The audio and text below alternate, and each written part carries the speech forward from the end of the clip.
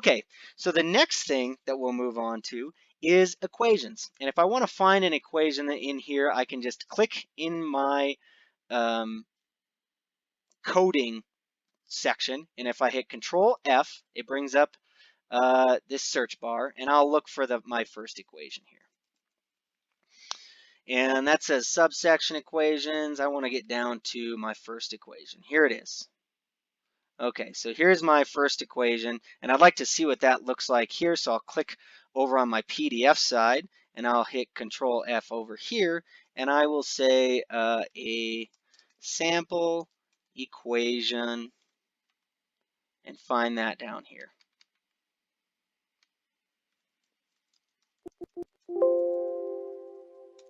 Well, that search didn't work out.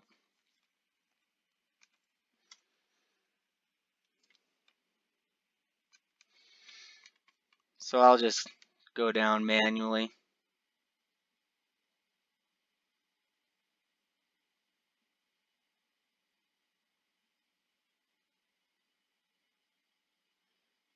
Okay, here's my sample equation. And equations, again, are a very good place to just Google what it is you want to do. I'll show you a couple of elements of this equation, and then I'll build my own from this. So you can see that I tell it to begin an equation. I give the equation a name. They named it generically equation. You can give it any name you want. And then they started the equation. So this whole block here is what created this equation 1 here. And so this \int tells it to make an integral. The caret up with the brackets r_2 tells it to put r2 at the top of the integral, and then this subscript 0 tells it to put a 0 at the bottom of the integral, and so on and so forth. And so I can't go through every little coding verbiage that would give you an integral or a fraction or whatever, but you can see that for the most part, you can take your first best guess at what you think the code should be for something, and you're probably going to be pretty close to right. If you're not sure how to tell it to make an integral, again, you just go to Google and say, how do I create an integral in a LaTeX equation, and you'll find the answer pretty quick. Okay, so what if I want to make my own equation? I usually just copy the code that somebody else did. There it is. And then I know that this is the unique part of that equation. And then lines 199, 200, and 202 are the lines that I need for every equation. Except for if I'm going to make a new equation, I want to give it a new unique name. I can just call this equation 2. That's unique. Okay, and now if I just want to guess at what I want to do, maybe I want to put the symbol for equivalence ratio, which is phi. Okay, so that's a Greek letter. Let's just do a backslash and spell out phi. And see if that worked. And lo and behold, it did. And now also notice that this is my second equation. It automatically formatted it such that the equation number is to the right, which is what AIAA wants, and it gave it, and it named it equation 2. Now, if I put what was equation 2 above equation 1,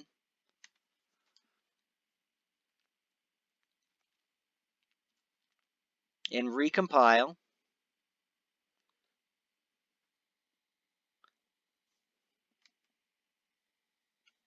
it maybe put it up in a different spot.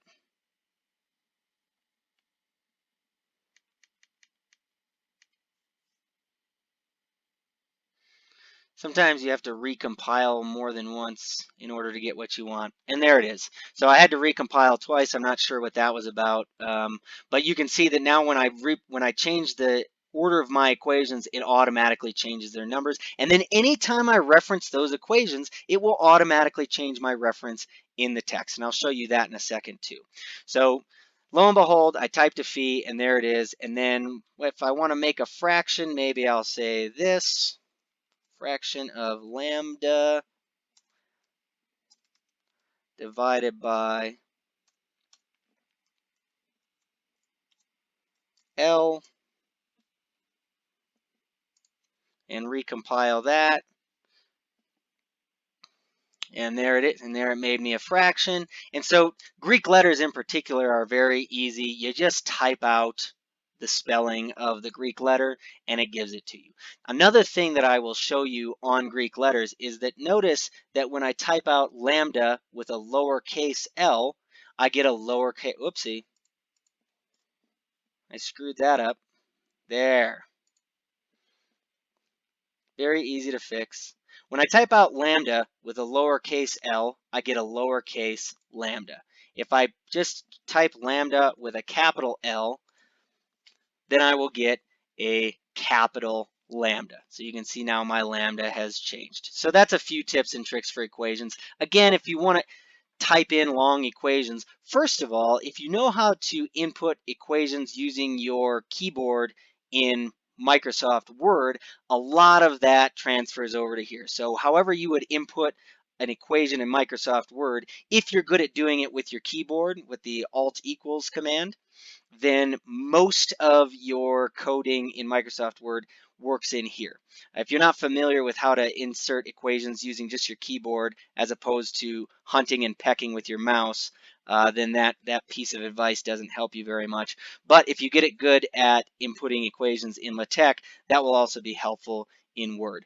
Otherwise, just go to Google and say, how do I do this? Or try a few things first. Most of the time, trial and error actually gets you quite a ways in terms of equations. Just recompile a lot so you know whether or not you screwed something up.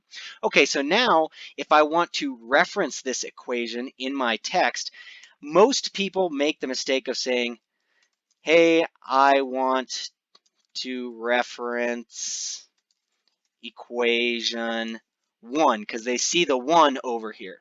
The problem with that is that then if you change the order of your equations, which is common in very long documents, then this 1 doesn't change. So the best way to do that is I want to reference equation backslash ref equation sample, oopsie, sample, and you can see it. I named it equation 2, so I'm going to call it equation 2. What I name it has nothing to do with how LaTeX gives it a number. And then if I recompile,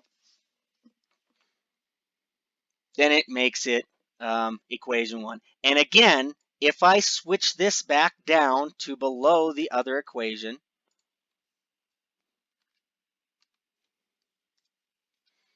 and recompile, and I may have to recompile a couple times, what you should see is that it will now name it equation 2. So it automatically changed my equation. So now I never have to think about the number on that equation again. If I put more equations up top, it will automatically renumber these, and it will automatically renumber every place that I reference it. So all of this formatting is automated as long as you do it right the first time. Yet another very, very big advantage to LaTeX.